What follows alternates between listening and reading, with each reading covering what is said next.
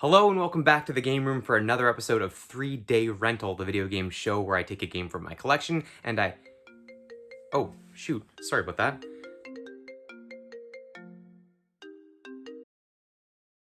Hello?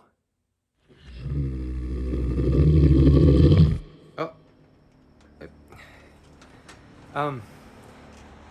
The video game show where I take a game from my collection and I play it like...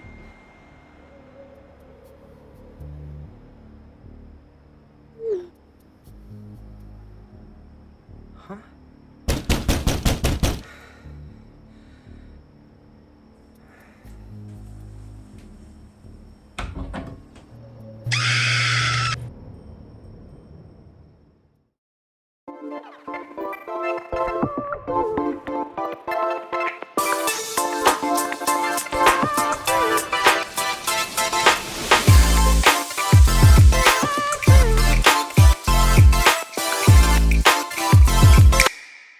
Hello and welcome back to the Game Room for this Halloween special edition of 3-Day Rental, the video game show where I take a game from my collection and play it like it's due back at the store in 72 hours.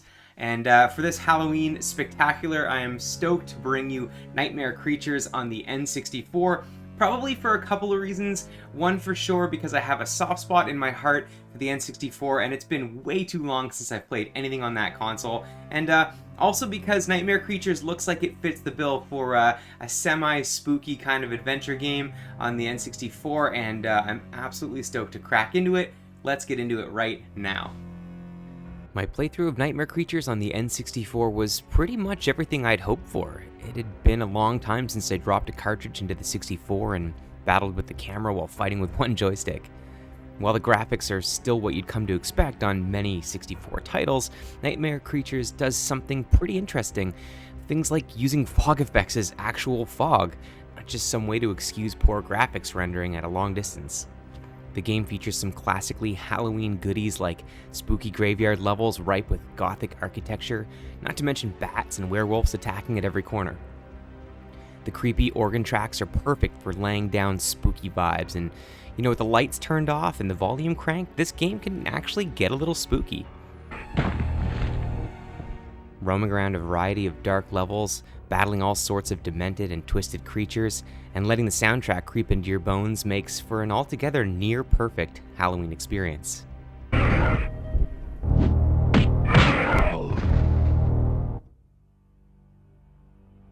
The story and plot of Nightmare Creatures actually might be my favorite part of the game, because the writers do this really cool thing where they blend actual historical events in with sci-fi horror elements that happen in the game, which make for this sort of plausible background story as to why what's happening in the game is playing out.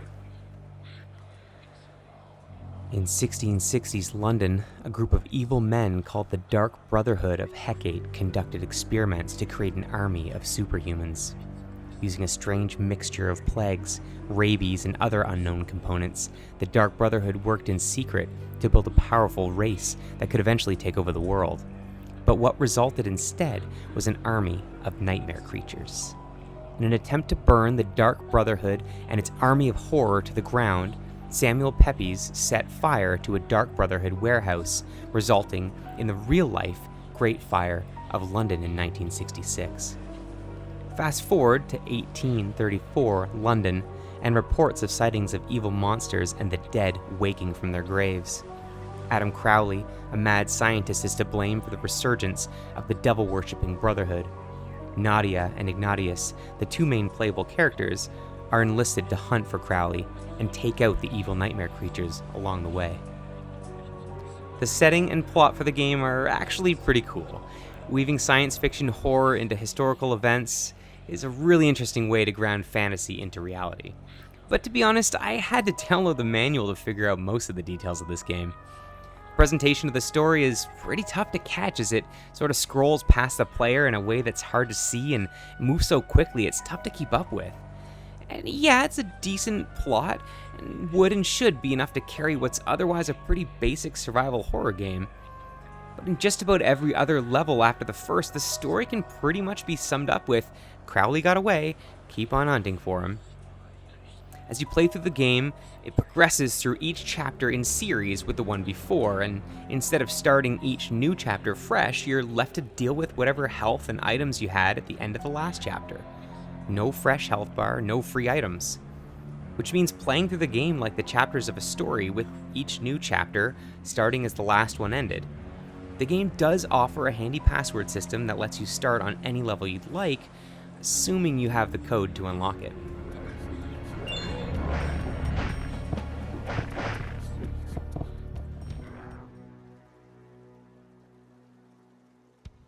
I found nightmare creatures legitimately hard to beat. Even after switching the game over to easy mode in the difficulty settings, it was still pretty tough. That is until you start to realize there are a couple ways that you can break the game to make it a lot easier if you decide to play that way. Enemies are tough as heck, even on easy mode, and trying to play through the game as intended, using recommended combos and taking enemies head on, makes for an infuriatingly hard and nearly impossible playthrough. The problem is that eventually you figure out you can corner enemies and button mash them into submission. It's a bit of a game-breaking strategy that won't always work, but just about every strategy guide I could find recommended it. And yeah, I needed a strategy guide for this game. The items provided in the game are pretty fun to use, even if the on-screen scroll wheel used to access them is pretty rough to use. The manual for the game was absolutely necessary in figuring out just what some of these items actually do. Items like the dynamite are pretty fun to use too, usually exploding near enemies, knocking them down only to stand back up with fewer limbs than when they first got knocked down. Alright, so this game includes an adrenaline meter. And I'll be honest, I didn't even realize what the thing was until about 5 levels in. This adrenaline meter fills each time an enemy is killed and depletes whenever you die. The meter drains frustratingly fast and pushes the player into battles quickly rather than encouraging exploration. The meter can be turned off in the menu settings, but the game was designed around keeping the pace of the gameplay high, and so I have to kind of judge it on how it was made. So, is the game actually scary? I mean, yeah, it has its moments for sure. There are some legitimate jump scare attempts, with enemies busting out of panels in the walls. Unfortunately, those areas are pretty easy to predict as the textures are completely different in areas where enemies will jump out. What's hilarious are the parts of the game that are terrifying, which really aren't meant to be at all. Most of the time when that's happening, it's an enemy chasing you, and the camera being so awful that you can't see where the enemy is. When that tends to happen, it forces the player to run far enough away from the enemy that they can reset the camera before facing them again. This legitimately freaked me out a couple of times.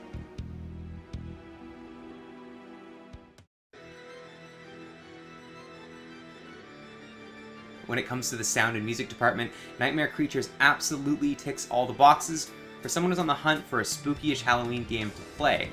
It's not the sort of music that I'm going to be listening to on my drive to work in the morning, but the soundtrack does a really good job of immersing the player in the world and the environment that's going on around them. Right away diving into the game, the sound effects were just unbearably loud, and I did have to adjust them to a lower setting before diving into the game. Once the sound was equalized, everything else was a total Halloween treat. Each monster and creature has their own growls and shrieks, along with lots of other nice ambient sound, like torches crackling and environments creaking. Most of the tracks are a mix of creepy organ, bassy pulsing, and synth sighing. There are some other cool ambient effects mixed in on a few tracks too, like creepy whispers and crackling fire, some nice deep cello sounds too. The track Darkness All Around is just absolute fire, and likely to be the best track in the game.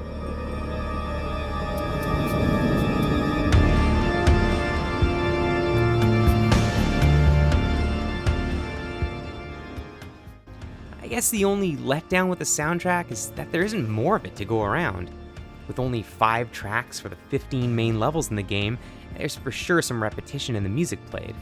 I was a bit disappointed that there wasn't a little more variety in the tracks, as the music, at least what there was of it, was great. Each of the 4 boss levels has its own music track too, which was a nice touch. It was pretty cool too to see that they included a different vibe for these tracks. A bit of metal and hard rock vibe definitely adds to the intensity for these independent boss levels.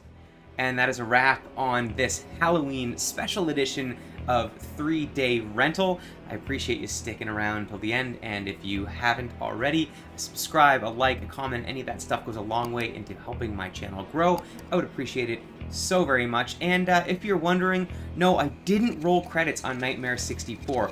I may still finish this game for my end of the year finished games, but as of right now, I am 3/4 of the way through the game and still grinding, so hopefully completion is somewhere in the future for me on this one, as I really did enjoy this experience. Thanks so much for watching, and I will catch you on the next one.